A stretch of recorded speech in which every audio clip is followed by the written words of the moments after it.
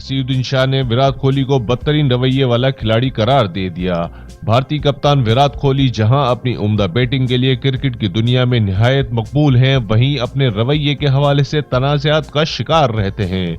ज्यादा दूर नहीं, कुछ अरसे पहले एक प्रोमोशनल वीडियो में विराट कोहली अपने एक मदाह के इन रिमार्क्स के वो मौजूदा भारतीय खिलाड़ियों से ज्यादा इंग्लैंड और ऑस्ट्रेलिया के बैट्समैनों को पसंद करता है पर आग बगोला हो गए थे और जवाब में कहा था कि जो गैर मुल्की खिलाड़ियों को पसंद करते हैं उन्हें भारत छोड़ देना चाहिए।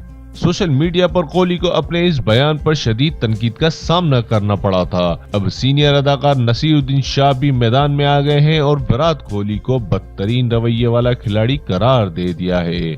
सोशल मीडिया पर एक बयान में नसीरुद्दीन शाह का कहना है कि विराट कोहली न सिर्फ दुनिया के बेहतरीन बैट्समैन हैं बल्कि बदमिजाज तरीन खिलाड़ी भी हैं। क्रिकेट में उनकी चमक तकब्बुर और बुरे रवैये के आगे फीकी पड़ जाती है और हाँ, मेरा मुल्क छोड़ने का कोई इरादा नहीं है।